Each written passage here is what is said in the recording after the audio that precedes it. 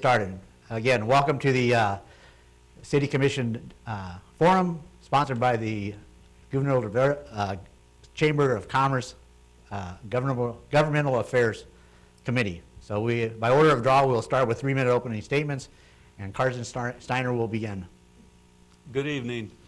First thing I want to do is I want to thank the Chamber of Commerce for sponsoring this forum. I want to thank Mr. Brock for coming here and leading us. I want to thank Ms. Jennings and Mr. Friedrich for coming out and doing what they want to do, and that's become active in the community and make sure that their voice gets heard and so on. So great respect to them. Appreciate you doing what you're doing. There's a couple people in the audience, 2 special women. One is my wife, Mary, and my mother, Betty. She'll be celebrating her 92nd birthday here shortly, and she raised 9 of us kids. So if I don't perform great tonight, I'm going to hear about it later on. So, okay. As I mentioned, my name is Carson Steiner. I currently am a city commissioner. I have been on the city commission for a few years. My wife, Mary, as I mentioned, we have 2 children, Joseph Steiner, who is an optometrist, and my daughter, Kayla, who is currently looking for work in town. She was one of the unfortunate that was in the oil industry, and we'll have time to talk about that tonight and to what is happening out in the oil industry. When we began this here years ago, we asked ourselves, what do we want when this is all done? What do we want when the oil is gone or slowed down and so on? And that's where we're at right now. Now, personally, I asked myself, what would I want to see? And, I think we're there. We wanted increased population. We have increased population. We have increased or new infrastructures, the streets, water treatment facility, bridges, and so on. We wanted new businesses in town. We have this whole West Addition, with new business. We have new businesses downtown. A hospital would be nice. We got a new hospital. How about clinics for elderly and everybody else? We got 2 new clinics, 2 new schools, a beautiful rec center. So, all is not doom and gloom in this time where we're at right now. There's a lot of good things going on. There will be a lot of good things coming up, a lot of opportunities for us. And so, I just want to tell everyone it's not all doom and gloom. Financially, we're going to be okay. We'll get into that later on here. And with that, I'll give up my time. Sarah, you're next. Hello, everyone. My name is Sarah Jennings. I want to start off by thanking the Dickinson Chamber of Commerce for holding this forum today. And I would like to thank you all for attending. It's great to see interest in local politics because it is so important and it directly affects everyone. As the only woman running for a seat on the Dickinson City Commission, I think it is vital that people understand all of the voices that we are missing. As a young mother, I have worked day to day to show my daughter what hard work can bring. And I chose to raise her in Dickinson because of the community that it is. We need to focus and increase our momentum on creating a community that young people want to stay, live in, and raise their families in. This has been a struggle for Dickinson in the past. So as we move forward, having a young voice on the board, I think, would be very vital to how we move forward in keeping those young people here. My background, I actually am an alumna of DSU. I got my my degree in political science, and I'm currently pursuing a master's in public administration. So this sort of thing has always been of great interest to me, and I really want to mobilize our young leaders in the area and see more young people get involved in things such as city commission, county commission, planning and zoning. There are a lot of perspectives and fresh ideas that we are currently missing on the board, and it would be to all of our best interest to encourage all our local leaders to get more involved. We need to create a local economy that's going to be resilient of the economic fluctuations of the oil industry. This is something that our city is currently seeing. We need to promote small business and continue to encourage the entrepreneurial spirit that we've been seeing recently. I just once again want to thank everyone for being here, and I bet you're not as nervous as me, so I'll hand it over to Jason. Thank you. Would disagree. Good evening, everyone. Again, like everybody else said, I'd like to thank everybody for coming tonight. I appreciate it. My father, I see, made it back there to make sure I do this right. So, my name is Jason Frederick. I was born and raised in Dickinson. I graduated from Trinity in 1988 and graduated from DSU with a bachelor's degree in business administration in '94. I'm currently self-employed. I own Legend Homes Incorporated. I'm a home builder, which I started in '99, and I'm married to my wife Sarah, and I have 3 children, 17, 15, and 12. Some things I'm involved in: I'm a current member of the Dickinson Elks Lodge and a past exalted ruler. I've served 2 terms on the Dickinson Hockey Board and a current member of the Dickinson Home Builders Association. I'm also in my 2nd year as a commissioner on the Dickinson Planning and Zoning Board. The reason I'm running for commissioner, simple. I've always had a great interest in city government, and I've got to really enjoy sitting on planning and zoning and seeing how things come together and how we plan the future of our city. I feel I have a strong business background and finance background, and I can provide some fresh ideas and guidance to the city and its citizens. I have a lot of experience operating several types of businesses, and I've personally invested a lot of time and resources to bring several businesses to the city. I'm a strong supporter of Dickinson, and I have been impressed by how we've handled the growth over the last 4 years. And I want to do my part to continue that work. I want our community to continue to grow and keep our young families here. Thank you. Well, now we'll start with the questions. I think we need to get the most important question out of the way right from the get-go, and this will go to Sarah. It comes from one of the residents, and she says, she moved here from a city that allows chickens in your backyards. They were allowed 5 hens, but no roosters at a house. Would you support allowing chickens in the city of Dickinson? You know, I don't have a problem. I actually saw some chickens today at a farm, and I said, I want some chickens. And then my boyfriend said, they stink. So that was the only issue that he had with having chickens in the backyard. You know, I am a strong supporter of less government and personal affairs. And I think that, you know, taking on something as animals in your backyard, you need to be considerate of your neighbors. And if that becomes an issue amongst each other, then that's something that I think you need to take into account. But you know, I wasn't aware that there was a code that outlawed chickens in city limits in your personal backyard. But I would have to say I personally do not have an issue with it. Jason? This is definitely an interesting question to start. I mean, I guess I knew there was ordinances that restricted the number of pets you can have in your household. I don't know that I've ever had a situation where somebody's asked me if they could have chickens or build a chicken coop for them when I built them a house. But I guess it would be something that we could debate and look at. I don't know that I'm totally for the idea, but I would give it some strong consideration if they could make a good case why it would be a help to, you know, a benefit to our city. So I guess I'm open to listening to their thoughts on it. Carson? I've been to a lot of forums and heard a lot of questions, Harvey, but I've never had any referring to chickens yet. But believe it or not, we had some issues with animals and so on, and there's an ordinance, and they I think at one time you could have cloven hoof animals, et cetera, and so on, you know. But specifically to chickens, I think I'd have to look on the other side about the neighbors, you know. Obviously, if it was something that the city wanted and the people wanted, you know, you have an ordinance and you have a public hearing, you know, at every hearing of the ordinance. And I think at that point in time, I think you'll find out what the community wants, whether they want to allow chickens in your backyard. Right off bat, I don't know if I could support it, but then again, if a majority of the community wanted chickens in their backyards and the neighbors had no problem with it, because that's the complaint that we hear on animals is from neighbors and so on. So I don't see it being too much different than the current animals that we get complaints on now. Thank you. Maybe a little more serious question now. And this goes to Jason. What are your priorities as city commissioner?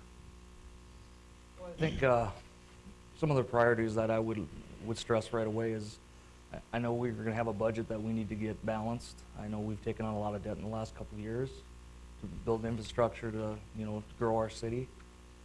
One priority would be to make sure that we're able to repay that debt and that we don't get ourselves in a situation where, we're behind the 8 ball and are struggling to needing to raise taxes or property taxes to cover debt that we've taken on in the past. With that said, that budget's going to be hard. There's going to be a lot of tough decisions that are going to have to be made. Some areas are going to have to be cut. Some areas are going to have to be changed. But I think all in all, those are going to be some hard decisions. That'd be my main priority, I guess. Thank you. Carson, same question. Same question.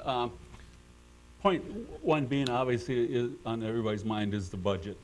Last Monday night, we did a total reforecast and for a revenue forecast for the budget.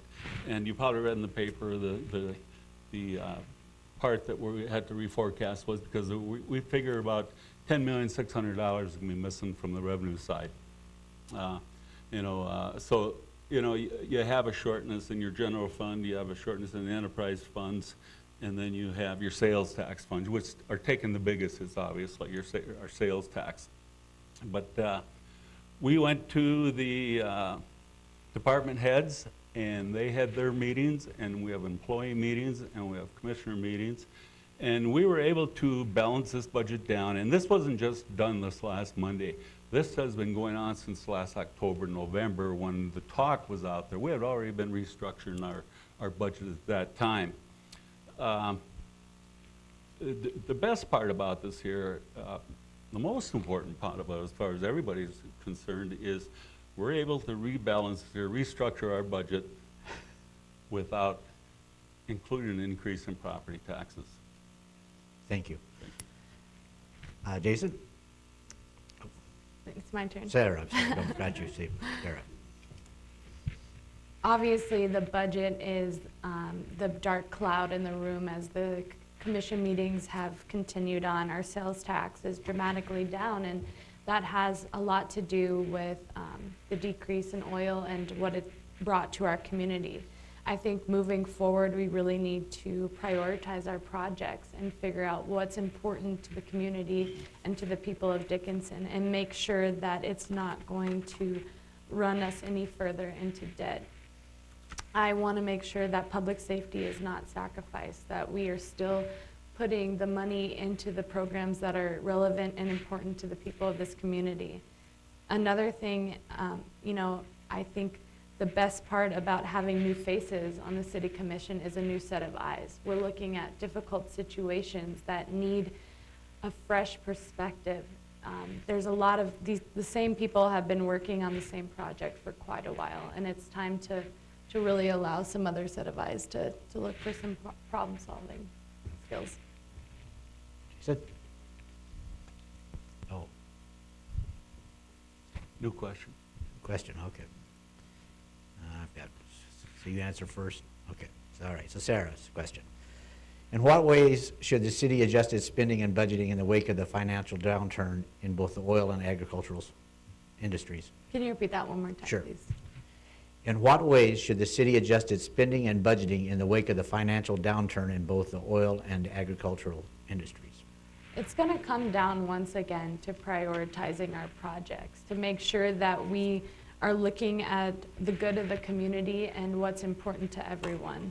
I think that promoting small business is crucial to how we're going to keep Dickinson as great as it is today. Small business is everything. It's what brings people here. It's what makes them spend money.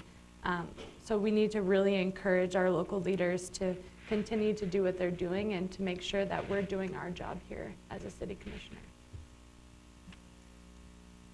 Carson? Harvey, can I have you restate the question, please? Sure. In what ways should the city adjust its spending and budgeting in the wake of the financial downturn in both the oil and agricultural industries? Okay, thank you. Yeah, good question. Again, we have been adjusting our budget. We do it on a weekly basis now. Mr. Kessel actually does it on a daily basis. We do keep a good pair of eyes on it every day. As I mentioned, we have gone through our budget, and we have been cutting hiring. We have frozen our hiring, actually. We have cut buying things that we needed, that we felt that we needed for the growth. If we aren't growing, we don't need those. We've been putting them off. So there's lots of ways that we have been cutting our budget to meet our revenue.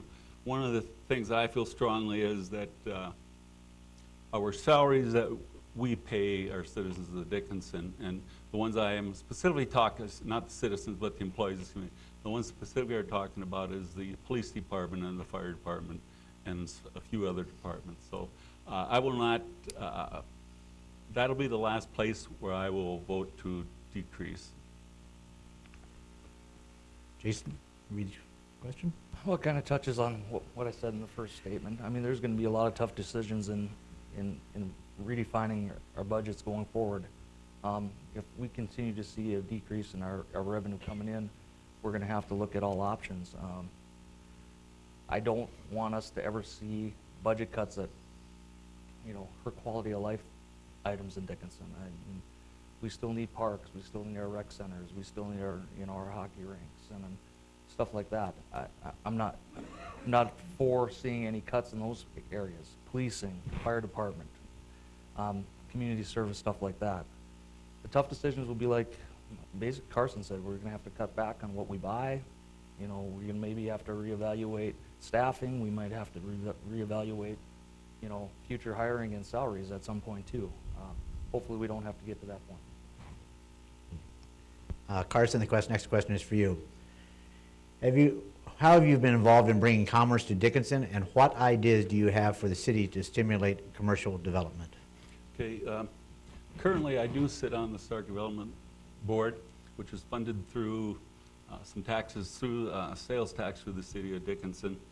And on that board, we do visit with and encourage companies to come to us that are looking to come to Dickinson, to expand in Dickinson, and even some of our current business, our primary sector jobs here in Dickinson. It's one of the places that, at one time, those were the ones that we actually went and looked to, your TMIs, your Baker Boys, and those KMM manufacturing and so on. You went to them, and at those times, they needed funding to help stabilize the economy, and that is what the Stark Development Board does.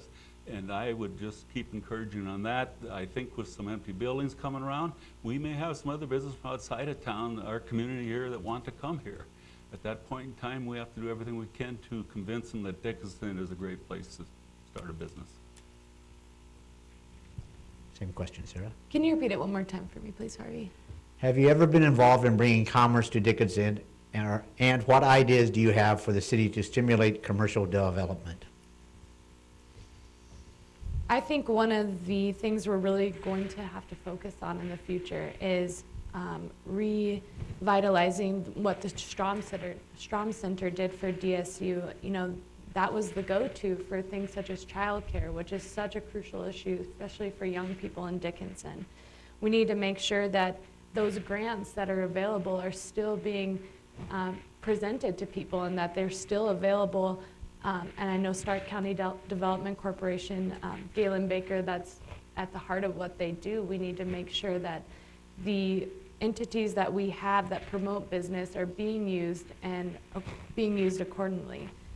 Also, I want to see more community events encouraged. They bring so many people to Dickinson. Dickinson is the hub of Southwest North Dakota, and we need to keep people coming here. And by making business easy, I can't think of a better way to do that. So, thank you, Harvey. Jason? Well, I guess I would say I've been a big supporter of bringing commerce into Dickinson. I've not only owned Legend Homes, but I've worked with other partners, and we brought a hotel to town. We have a restaurant. I own part of a bar and lounge. So I've invested. I've done some development work in Dickinson, some commercial and residential. So I've definitely invested into Dickinson because I believe in Dickinson.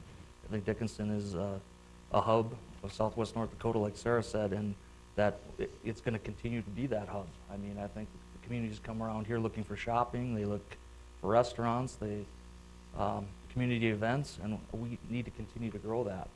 As far as business development, I'm a strong supporter of small business. I think small businesses build your community. We need to keep working with, like Sarah said, the Strom Center and the service they offer for the, with SBA. I mean, to get new small businesses to look at Dickinson. Thank you. Next question for Sarah. What are your thoughts on the city's pledged financial support for Theodore Roosevelt Presidential Library and Museum, and what do you believe the library will do for Dickinson? As a history minor, I have a fascination with the history of North Dakota and all that it entails. I think that President Roosevelt was a crucial part of, bringing light to North Dakota, especially the Badlands. And I've seen the images and the proposals for the Theodore, or the Presidential Library, and I think it would be wonderful for the community, but I think they have a long way to go. So I think looking forward, I hope they continue with their momentum, and if they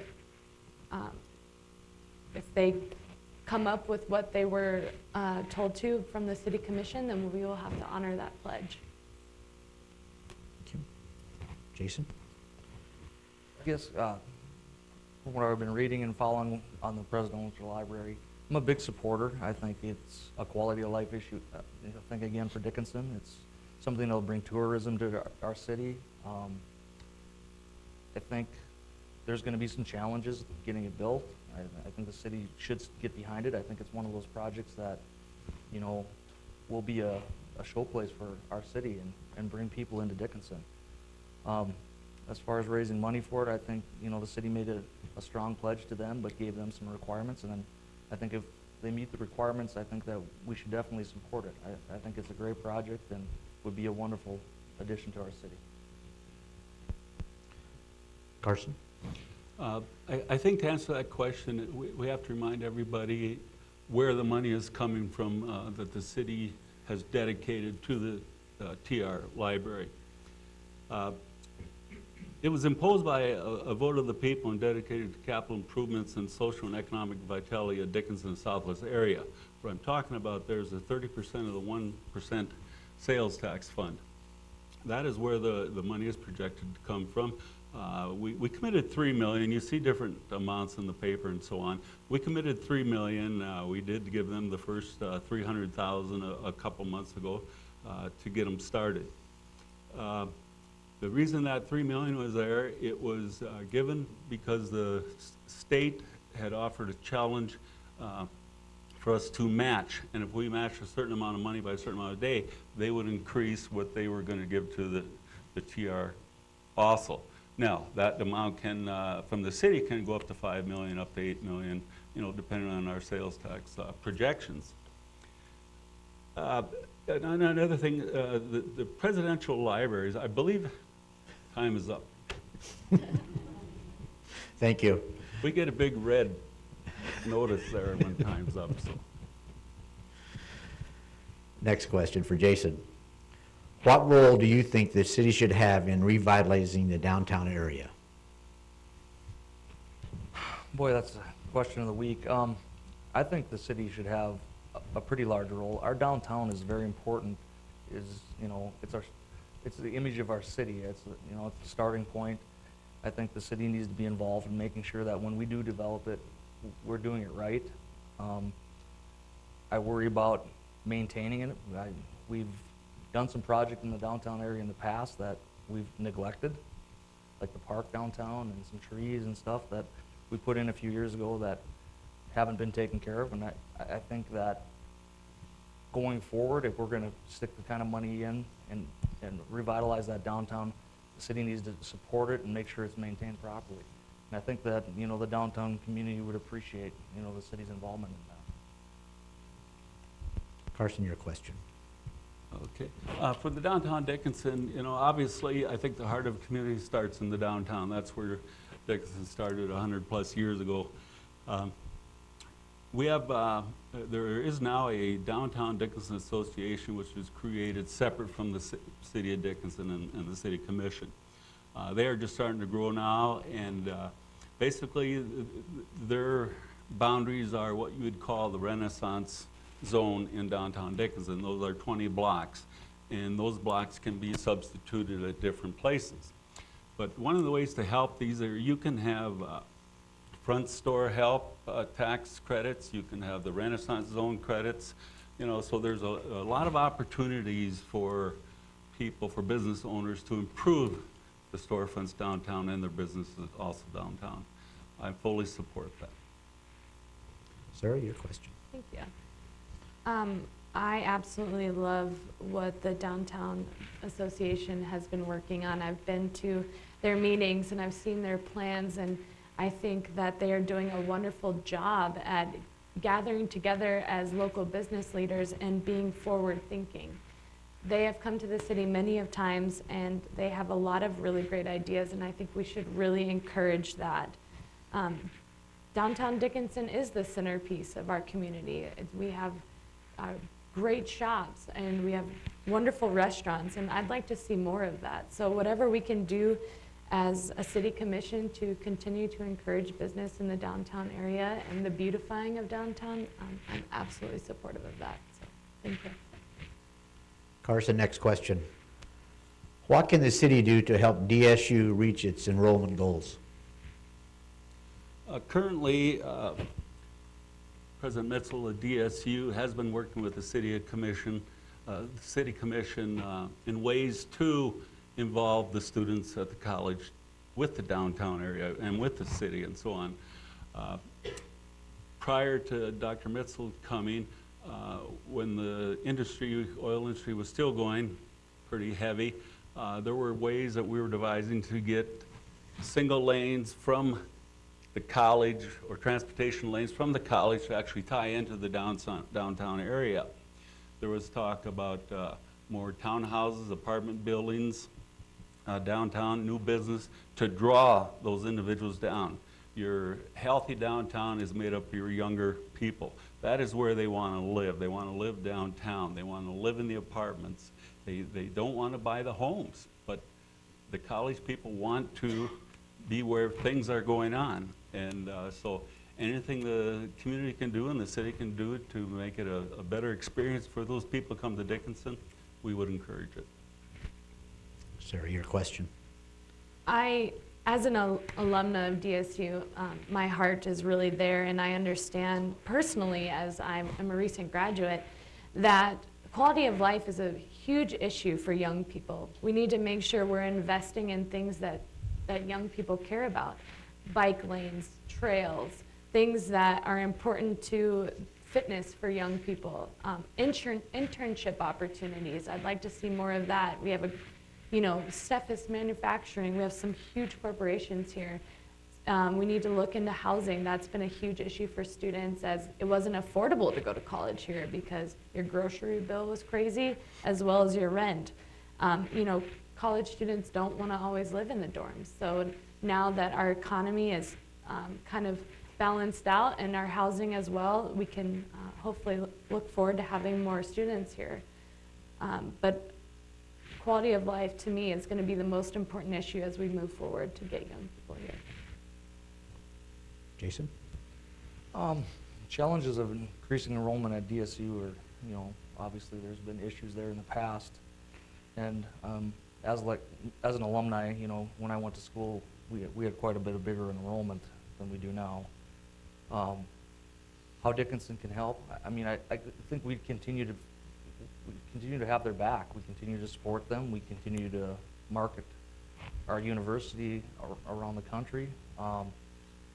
We stand behind the new foundation as they start to get their foot back in the door here, trying to get scholarships worked out. And if the city can, continue to help with some funding or any, those options to help increase that student enrollment, that's going to be be vital to, you know, getting that university back to where it once was. I'm a strong supporter of DSU, always have been, and I hope to continue to see it grow, and I hope the new foundation has a lot of success. Thank you. Sarah, next question. What one part of city government would receive more attention from you if you are elected?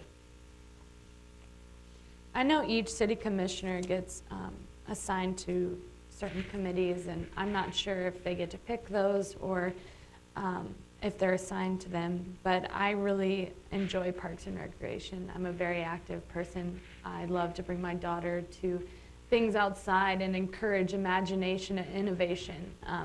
I would like to see more parks. You know, we have a large subdivision on the east side of town, and I thought, you know, according to the ordinance, you had to have a park per every lot. I'm not sure the exact formula, but I've heard that complaint from a lot of mothers. They want to walk their children to the park. They want to give them these things that every child should have. So Parks and Recreation would definitely be a committee I would love to seek out and be a part of and continue to watch Dickinson grow. Thank you. Jason?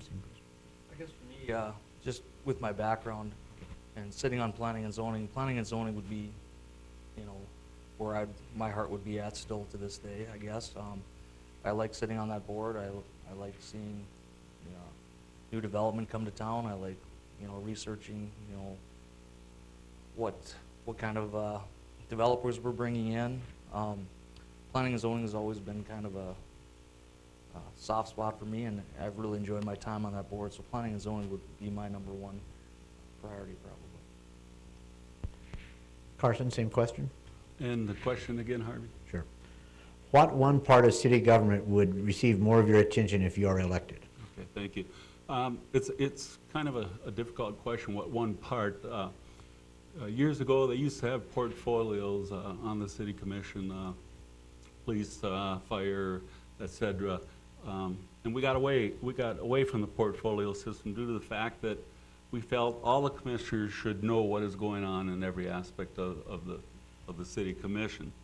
You know, but the ones that special attention that I like to take a look at is obviously the police department, the fire departments, you know, the safety programs in the city and so on.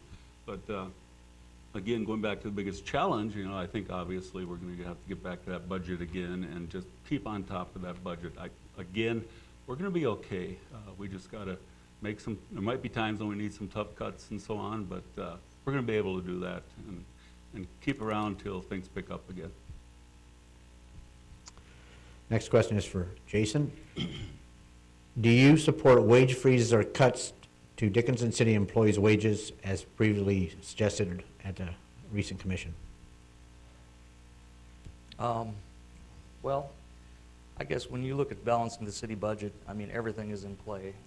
Do I totally support wage cuts?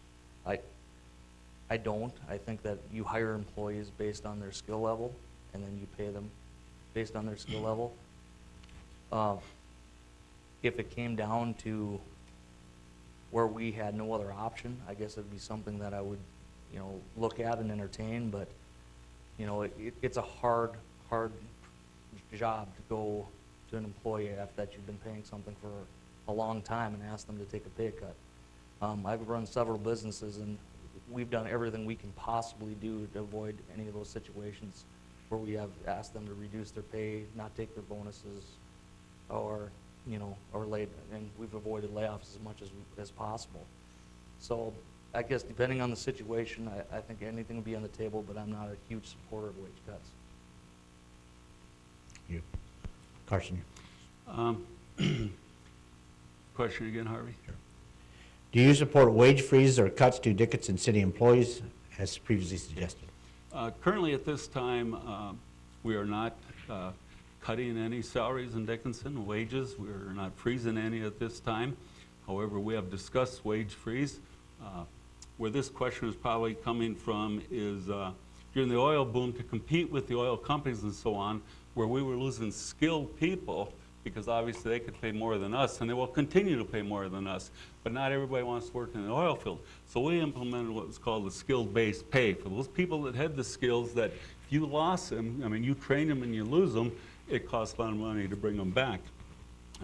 Specifically speaking, the police department, fire department, and public works facility employees and so on. I think we increased a couple times, we put skill-based pay at $2.50. We did look at cutting 20 cents an hour out of the skill-based pay for those people, but it amounted to $50,000. I didn't agree with that, and I had it polled at the last two city commission meetings where I had that polled, and to this day, we're not doing any decrease in the skill-based pay. Sarah, your question. Your role as a city commissioner is to get your information from city staff and committees and to make informative, unbiased decisions.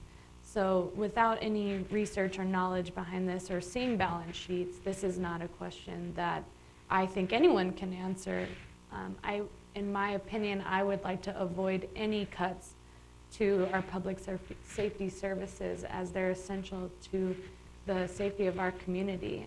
I can promise you that as a city commissioner, I will do my research and I will talk to everyone involved, and I will make sure that the decisions I make will be representative of the people that I serve.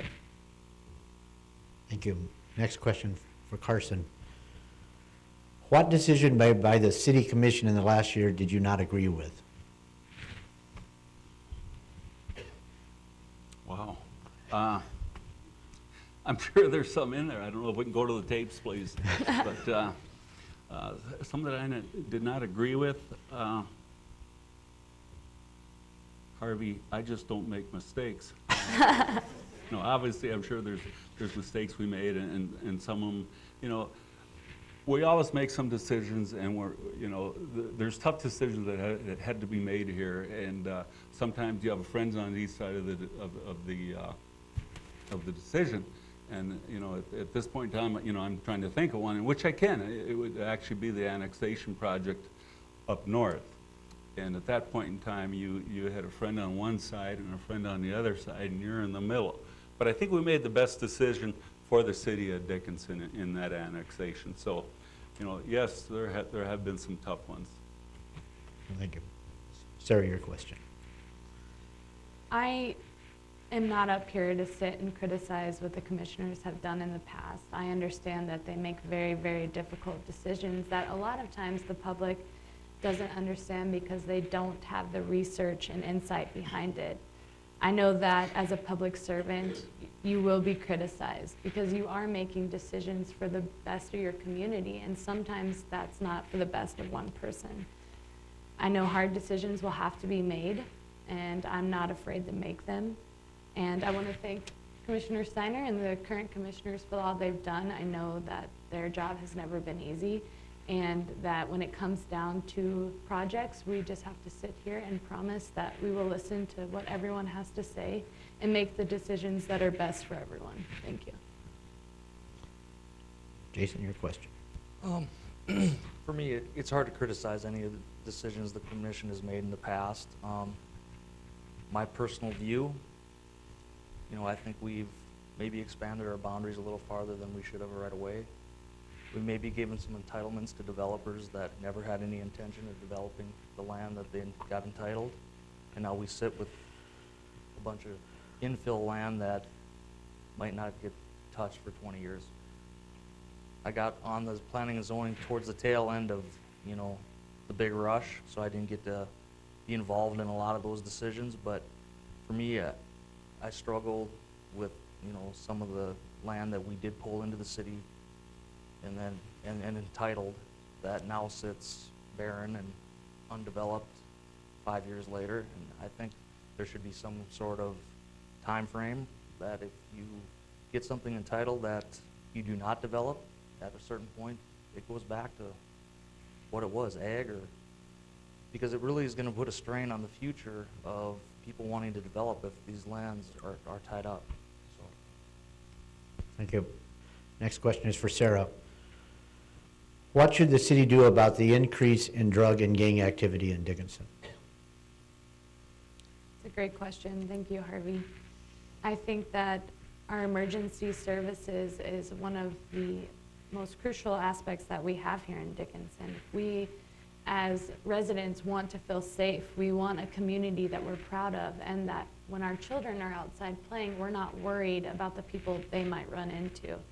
Education is absolutely crucial. We need to be in schools. We need to be talking to our children. We need to have programs that are going to promote that communication. We need to make sure that law enforcement has the resources and tools that they need to do their job. And we need to make sure that our jail is not being is not full of people with mental illnesses, and that we're providing the resources needed to take care of both criminals and the people that are mentally ill, because a lot of times those two are tied. Thank you. Jason, your question. I guess for me, the hardest thing that I see, and I have a brother that's a police officer, when they do run across problems with addicted people or mentally ill people, we don't have anywhere to take them. Most times we take them to the hospital and they dismiss them because they don't want to deal with them. You know, losing the mental health facility that we had at St. Joe's in the past has been a big problem for Dickinson, and I think that we definitely need to look at talking to Sanford or St. Alexis, I guess it is now, on looking at getting a mental health unit back in here. I mean, on top of that, you know, we need to continue to support our police officers. We need to get into the schools and educate. There's great programs through some of our local clubs like the Elks and the Eagles that do, you know, drug awareness things that the city could get behind and the community could get behind that would continue our education of the drug issues. Carson, your question. Enforcement is the major cure here for that. Alcohol and drug are the top two reasons that we lose police officers in this community. They're on hourly or they're on shifts, and the toughest thing that they have to do more than anything is constantly, every night, every day, they're going to the homes and they're seeing what the alcohol abuse has done, they're seeing what the drug abuse has done, and this takes a personal effect on a police officer. When you see some of the situations that the families are in because of drug and alcohol, it's tough on these guys. So enforcement is a big part of it, and you know, we have to get some education. You know, the schools do education. There's other facilities that do education for the young people for the drugs and alcohol awareness. But I also think that we have to educate the parents to recognize when their kids come in and something does not look right, they come in, they go right to their bedroom. You need to talk to those individuals. You need to do something with the young kids because it shouldn't be that way. Parents need to recognize what is happening with their kids. You know, the other thing is basically the family structure has to step up at the beginning. Our next question is for Jason. Are you in favor of the city raising the cost of speeding tickets to deter people from speeding? No. I guess, you know, our fines are awfully cheap in North Dakota. I don't think anybody can deny that. My brother, like I said, is a police officer, and he often laughs, you know, when he writes out these $9 and $10 tickets. I think that's a state issue. I think at one time our fines were double what they were, and then there was a state issue that the state ended up pulling those back, and we had to adjust back on that. I guess if the state would be looking at increasing the fines, I would be open to taking a look at it. Carson, your question. Increasing the cost of speeds, I don't think will stop your speeders from speeding. You know, it may hurt them a little bit, but they're still going to speed, think that they are going to get caught. So, you know, Mr. Frederick is right. The state did get sued from an individual in Fargo because their speeding ticket was more than a speeding ticket in another community and that type of thing. So the ordinances are pretty close, you know, with all the communities and so on.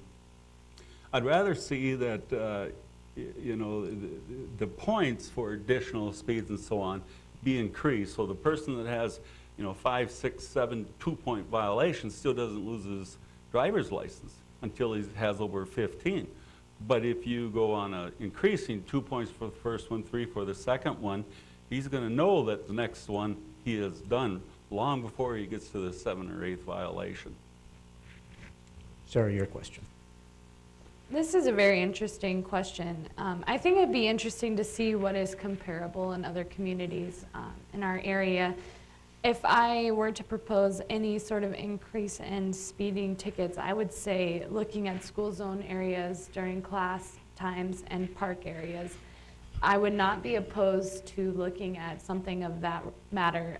I think we need to protect our children at all costs, and there's been recent news articles about children being hit by drivers that are speeding. So when it comes to school zone areas and parks, I would be open-minded.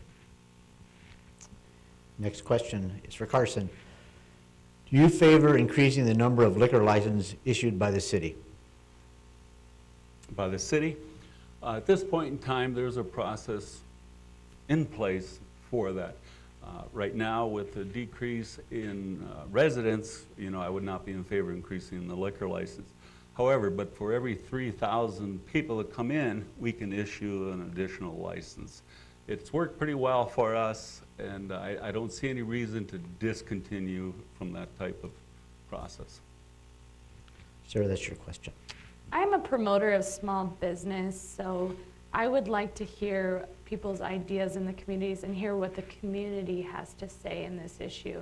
I know that there's been a lot of talk that they're not enough or they're too expensive. So I think that this would be an interesting issue to bring to the public and to hear what they have to say. Thank you. Jason, your question. Well, for me, I'm a current city liquor license holder, so you know, the type of license that we carry has a limited, like Carson said, by population.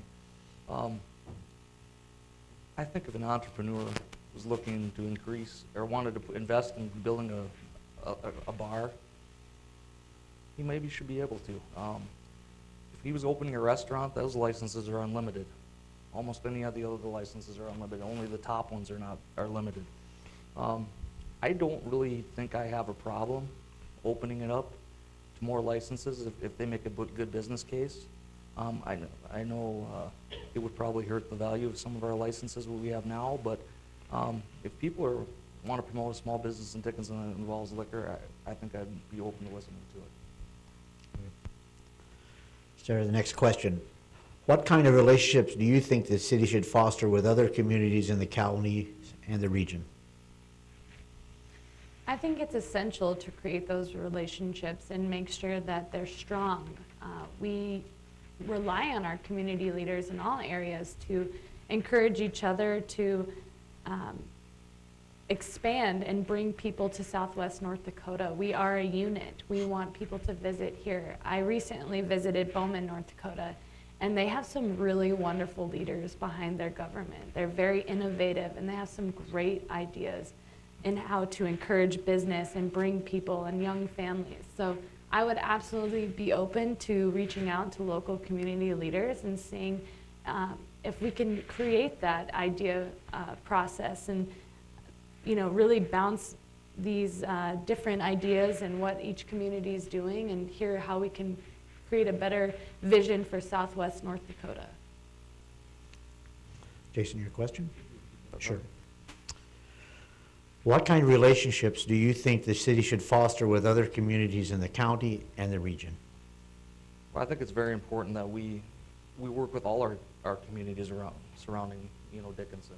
We should have good working relationships with South Ark, Belfield, Bowman, New England, Kildare, Manning. I just think, you know, we're a regional hub for most of those cities, and that if we can promote back and forth, you know, promote their businesses as they promote our business back and forth, I think it's very crucial to be, you know, to be able to do that.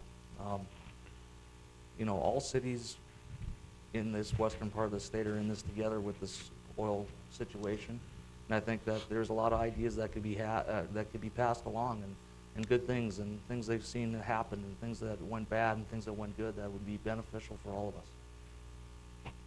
Carson? You know, I'd say we have a pretty good relationship with our surrounding communities. You know, as Dickinson goes, so does our surrounding communities and vice versa. In 2016 and 2015 and currently, we've been through the 20% of the 1% sales tax is dedicated to the senior citizens and job creation. But it can be used for a lot more. The senior citizens that apply for those grants come from Mott, Regent, Belfield, New England, you know, all the ones that are in our region. And those people are so happy that we recognize them and help with some of the issues that they have with the sales tax money. We have the Southwest Regional grants, you know, that is available to the communities. And then we have our Dickinson subsidy grants also that we use in our town. One of the things, Southart, we just let them come online on our wastewater facility. Eventually, I think that'll get to Belfield, you know, and those are ways that we're working with other communities. Our landfill, we allow 13, 14 communities to use our landfill. Thank you. Thank you. This question is for Jason. Discuss your prior experience working with civic, community, or governmental organizations. I guess, like I stated in my opening, civic organizations, I've been a member of the Elks Club. You know, for about 13, 14 years. I just recently became the past exalted ruler here in March. I was, other organizations I worked with, Dickinson Hockey Club. I sat 2 terms on the Dickinson Hockey Club as a board of director. I was part of the original plans, you know, for the expansion of the ice rink when my term was there. Governmental, again, like I said in the opening, I've got about 2 years in now on planning and zoning, and I've really enjoyed my time there. I've got to learn a lot on how city ordinances and government and planning of, you know, the future of our city goes. The 2035 plan, we've got sat in on a lot of updates to that. So I've had quite a bit of experience in the past in both those areas. Carson, your question?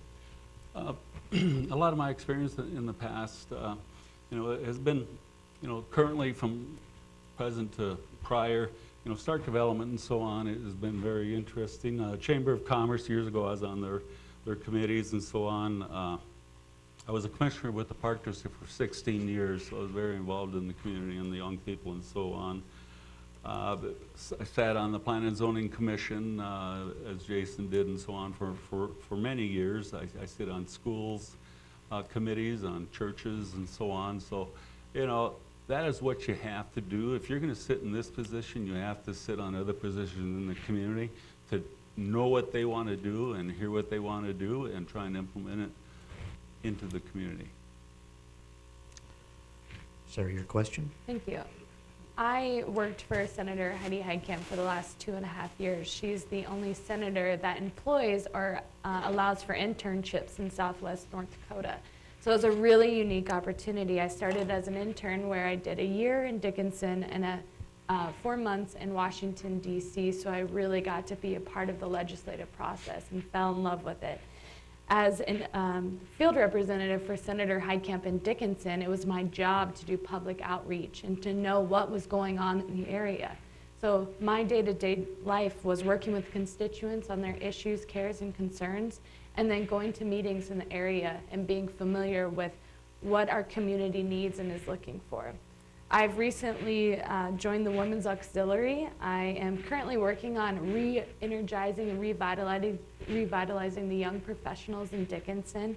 I'm a part of the Heritage Foundation Planning Board, and I've spent a lot of time at meetings at the Chamber, Stark County Emergency Management, and VAWA. Thank you.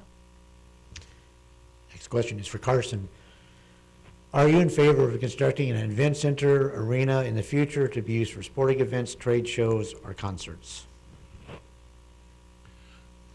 The event center and so on has been on the drawing board for a few years now, but it has been phased. There's different phases of an event center depending on the population of the community, the funding of the community, how the sales tax is doing, and so on.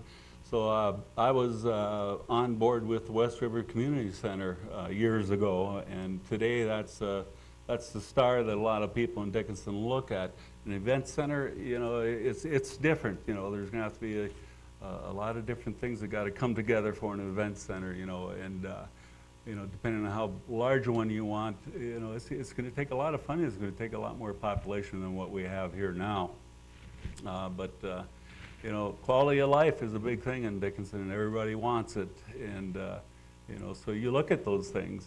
If we wouldn't have quality, I mean, without the West River Community Center, the hockey facilities, the parks, and so on, we wouldn't have much of a recruiting tool for professionals or anybody else to come to Dickinson. Sarah, your question. I think this is a very interesting question because the city did purchase land to build an event center. You know, obviously we're going to need to look at the budget. There's going to be a lot of hard decisions to make, but as my focus this meeting has been, quality of life is essential. Southwest North Dakota, we target so many communities, north, south, west. We have people coming from Montana to shop here. We have people in Dickinson going to Fargo and Minneapolis for concerts. So whatever we can do to get people to Dickinson and put the star on the map, I'm absolutely supportive for. We need to look at what the community wants and what the commission can do.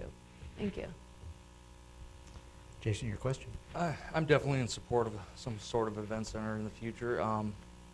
We've been lucky enough now to add on to our hockey rink and seen what it's done for us. I'm still very involved with my kids in the hockey rink, and we were able to bring 2 state tournaments to Dickinson this past year, which was never possible before without the facility we have. I think we have an event center here. There's options for WDA tournaments. There's regional tournaments. There's concerts. All that kind of stuff is what brings good quality of life issues to Dickinson, and is a good recruiting tool. Is it going to be expensive? Yes.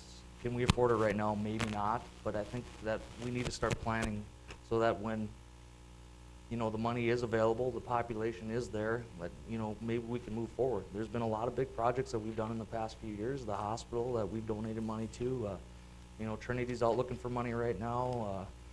Even the rec center, community center expansion was looking for money in the hockey rink in the BAC. So I think there's it'll be high. It can happen. It might just not happen right now. Thank you. Sarah, next question is for you. If you're elected, how will you communicate with the people you represent? I love this question. I've actually been really hitting this one a lot. You know, constantly I hear from the public that they don't know what the commission is doing until they've already done it. And that's not the commission's fault. You post the agenda, you encourage people to be involved, but how do we bring our community back to being engaged? Social media is a really interesting tool that young people thrive on. So one thing I can bring to the commission is allowing for that engagement again. We need to make sure that we're getting our community involved. And I really like the idea of using op-eds as well. Tell your city what you're doing and ask them to be engaged. Invite them to the commission meetings. They're important. They directly affect all of us. I think the biggest thing that we can look forward to by having a young person on the commission is really getting more people engaged in what we're doing locally. Jason, your question. Basically, you know, what Sarah said, I mean, social media is one of the biggest, you know, avenues of communication nowadays with, you know, even all age groups. Even my mom's on Facebook now, so. I've set up a social media page, you know, for my campaign, and you would be surprised how many questions and messages and responses you get on a daily basis. Just, you know, asking questions on your views and what's going on, and, you know, what's your plan for the city. Other than that, you know, just getting out into the public, you know, talking, going to these civic events, going to the college, and, you know, meeting with people and getting out there. I think, you know, being vocal and letting everybody know that, you know, what is going on with our city, and then answering their questions as true and honest as you can, as fast, you know, and in a timely manner, is going to keep everybody, you know, more interested. I mean, it's hard to get people to come to the meetings. Sometimes they get long and pretty boring, but you know, that's what it takes, is getting out there. Repeat the question, please. Sure. If you're elected, how will you communicate with the people you represent? How do you communicate with the people in Dickinson and so on? One of the best tools that we have right now is that right up there, Channel 19. We encourage other departments, other people in Dickinson, other civic event people, that type of thing, to come and talk on Channel 19. It's the best way to get your whatever you want to get out there, get out there. It's amazing. So many people come up and say, yeah, I saw you on Channel 19, you know, and I tell them they got to get a life, but you know, there's a lot of people that watch it, you know, social media, but this isn't social media, but this is information that needs to get out to the community. It needs to get out to those people that are sitting in the motels of what is there to do in Dickinson. You know, so basically you got to involve all the different sectors in Dickinson to come together and say, what do you guys want? What, you know, it's got the ideas can't come from us alone. It's got to come from everybody out there, because they all got good ideas. They just got to get together and come up with what they need to get it done. Thank you. Jason, the next question is for you. Commissioners need support from a majority of the commission to pass resolution or ordinances. How do you see yourself working with fellow commissioners and city staff? I believe I've got a very good working relationship already with most of the commissioners and the city staff. Sitting on the planning and zoning board, I work with many of the departments already. We have a good working relationship. Most of the commissioners I know on a personal level. I think that I respect all their thinking and their decisions, and I think they have a lot of good ideas. And I think that we can all just get together and, you know, make common sense decisions that are beneficial to the city. I don't see any issue with me getting along with either. Carson? I think that question was kind of answered in the beginning when you asked one of the things that I'd rather like to take back or whatever during our meetings and everything. And I had a hard time coming up with one, but you know, I've been privileged to sit on the board with a lot of commissioners that have come and gone, and you know, you're there for the common good of the community. You might have to put your own ideas on the back burner and come up with what is actually good for the community and so on, but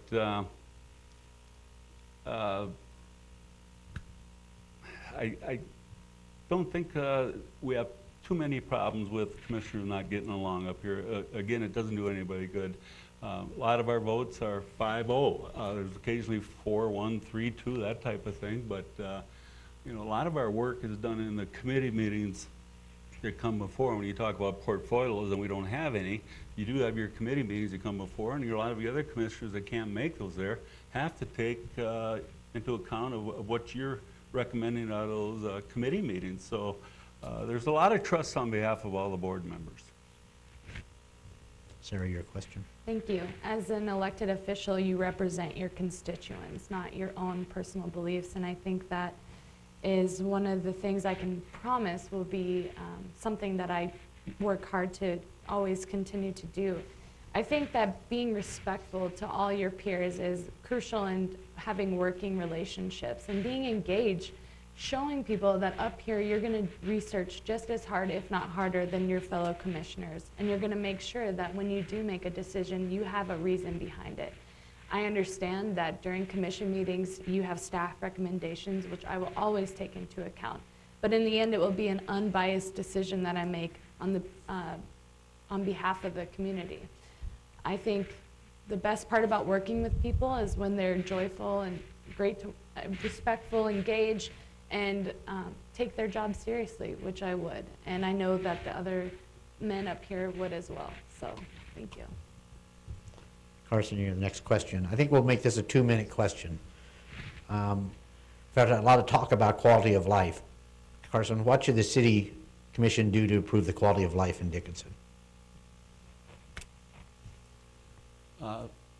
Obviously, the more money a family has to spend can improve their quality of life. The challenge that we have is obviously on everybody's mind is the property taxes. You know, do you save $300-400 a month so you can pay your tax bill at the end of the year? What if you can save $100 less? Does that change your quality of life? I think it does. I think it can for a lot of people. You know, so our job is to really, you know, what we can take care of as far as how can we help quality of life in Dickinson. I think we've done a lot in the last few years of quality of life in Dickinson. We have a lot more things that we can go, and then there's a lot more things that you will see even this summer. You know, we're not done here. There's a lot of good things coming to Dickinson that are going to improve the quality of life for the people that are staying here. You know, one of the things was, well, you're doing all this thing for the people that are coming in and everything. What happens when they leave? You know, that's absolutely not true. We're doing it for the people that are staying here, that are digging their roots here, that are raising their families here. Those are the people that we want the quality of life. Now, if we can get other people to come here and they like our quality of life and they stay, that's what we want. But overall, you know, provide ways for them to improve their own quality of life. Senator, your question? Our challenge with the oil slowdown now is going to be keeping young families here, and young families want a strong community that they can raise their children in. We have some beautiful infrastructure here that was built to increase quality of life. A lot of those things cost a lot of money for families. For my daughter and I to go to the community center, it's quite spendy. To take her to the park is free, where she can run and be outside and play. I know that the ideas for quality of life are not minimal, but the budget is where we find our problems. But I really want to look at where our budget is at for Parks Recreation and what we can look at in increasing things such as the Crooked Crane Trail. I know that's a project we're working on. Bike paths, possibly. Things that families want to see, things that young people want to see. As we look forward, we need to invest in beautifying our community and making it something that families want to stay in and kids enjoy being in. Jason, your question? I honestly think our increased quality of life in Dickinson is our biggest challenge is affordable housing. I mean, currently we're seeing, you know, rents come back into a realm that, you know, we saw back, you know, prior to the oil boom, but affordable housing was a big challenge for the last 3-4 years, maybe even 5 years back. It's hard to get young families in here when the entry level price of a house was $300,000. I think we need to look at what we can do to help people put down roots in our community by building affordable housing, maybe doing some smaller lot subdivisions, doing, you know, some other options. Other than that, like Sarah said, park creation. We've done a lot of great things. I mean, our rec center our new swimming pool is a great asset for quality of life. Continue to improve on our schools. You know, the new Hagen Junior High, or whatever they're going to call it, is going to be a wonderful project that's going to, you know, get those kids into a new modern facility. You know, people are going to see the new schools and see that we're reinvesting in Dickinson, and that all that increases quality of life for everyone. Sarah, next question is for you. Do you feel you'd open yourself up to any conflicts of interest through your work or personal life by earning a position on the city commission?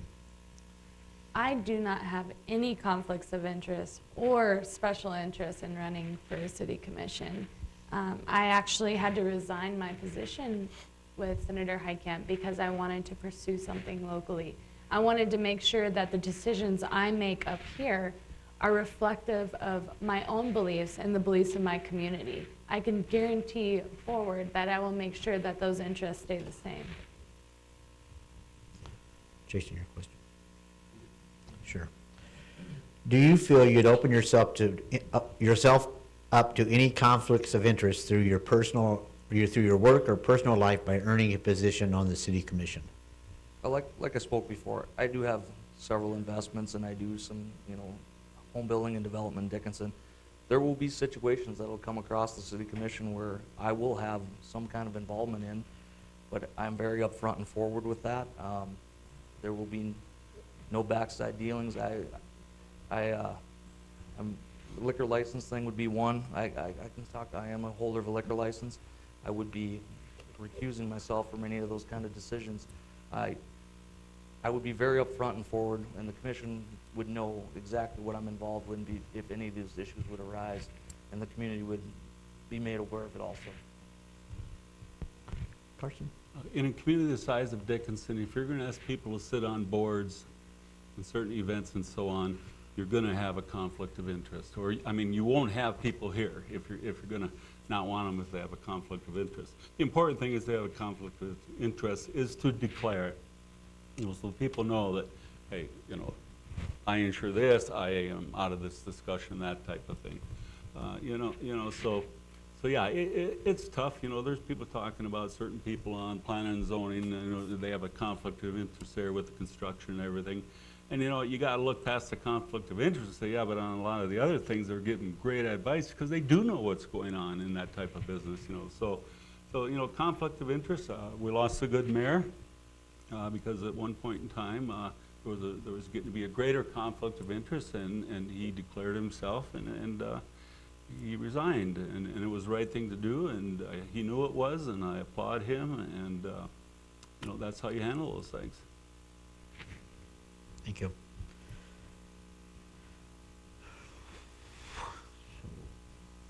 Who had that one? I started. Okay, so Jason, so make sure. All right, Jason, what should Dickinson look like in 4 to 5 years from now? Oh, I think we'll have that as a 2-minute question too. what should we look? I think we need to continue on the path we're down. I would like to see Dickinson continue to grow at a moderate pace. I think we'll see agriculture and oil activity pick back up, and you know, we're going to see some people moving back into town. Like I said, I'd like to see some affordable housing projects so we can get some families to stay here. Continue to promote small business. So, I mean, small business is what makes, you know, a strong community, and I'm a big supporter of that. Continue our projects that we have planned. I mean, hopefully budgetary reasons don't hold us back from doing some of the things that we have outlined in our, you know, our future plan for the city. And I think we just keep working hard to, you know, stay on the right track, and you know. Carson? One of the things that people talked about when the oil industry was here and so on was the growing pains that we were going through, and rightfully so. There were a lot of things that were going on that people did not like, or they got tired of putting up with the noise, you know, that type of thing. In 4 to 5 years, I'd like to see us down to where we get to that next level of oil field employees that you know are not the ones that have been causing us problems, the ones that are out there to service the sites and so on, the ones that are not your roughneck but your blue collar people and some of your white collar managers and so on. That's what I would like to see come here. I'd like to see obviously other types of business outside of the oil industry come to town here and so on. But 4 to 5 years, I think we're going to have a great community once we get our feet going again, and so on. You know, Dickinson has nothing to be ashamed of with this. Sorry, your question. I touched on this in my introduction. We need to focus on creating an economy resilient to the fluctuations of the energy industry. Dickinson has a current project roadmap to the future 2035. The City Commission has worked on it for quite a while, and it really has a timeline of ideas and projects that we want to see in Dickinson and the people of Dickinson want to see. So I really want to look at that as we make decisions forward, and we really need to make sure that we're focusing on infill, encouraging small business, and making sure that our business leaders are being recognized and encouraged in the area. Well, that ends all the questions we have. Now we'll finish with our candidates having 2-minute closing statements, and I think we will start with Jason. I guess mine will be pretty short and sweet. I would just like to thank everybody once again, including the chamber, for putting this on. I think it's a wonderful forum to sit down and listen to the questions that are, you know, concerning our local citizens, and be able to all of us give you our opinions on them. It seems like we had some common ground and there were some differences, but it seemed that in the end that we're all looking for the one best thing, and that's the promotion of our city and making it the best place to live in southwest North Dakota. going forward, I really ask everybody to get out and vote on the 14th. It doesn't have to be for me, but it's an important election we have coming up here. There's a lot of seats to be filled, and it's going to be an exciting time. So I appreciate everybody's time. Carson. Okay, thank you again for everybody coming tonight. You people sat here for an hour and a half. I appreciate you taking the time to do it.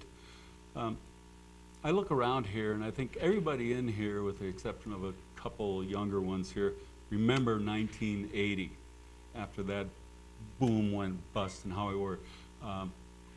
We didn't have a bond rating. We had a horrible bond rating. I think we ended up without a bond rating and everything. And everybody thought that this was the end of Dickinson. But somehow we pulled through it. We took advantage of things that were given to us. That the oil industry come in. We took advantage of that. We took advantage of people coming in with progressive thinking and so on, and really wanted to change and do things for the city. That hasn't changed. We're going to get our feet back on the ground here again. I think we're just reloading here, people. There's going to be a lot of good opportunities for everybody here. Oil's at $48. They say if it gets to 50, 55, we're going to see some traffic. I believe in that there. So get ready. It's going to be a good, fun ride. Get involved and make it Dickinson part of your life. June 14th is the election. You can't make a bad choice out of the three of us here. Once again, I applaud them for getting on board and coming and trying to be a part of the city of Dickinson. So you can't make a bad choice. I hope one of your choices is me. To get me, you got to go down to the third person down there to get my vote. But I ask for your vote, and thank you again. Sarah. Thank you. Thank you, Harvey, for hosting this event today. For moderating. Thank you for the Dickinson Chamber for putting on this wonderful forum. And thank you to all the attendees for being here today. I know this can be a long process. Can't be any longer than it was for us, but I do appreciate seeing you here today. I just want to, touch on my past a little bit. I know that when people look at me or they hear that I'm running, they want to know why. What does a 26-year-old have that we could possibly need on the city commission?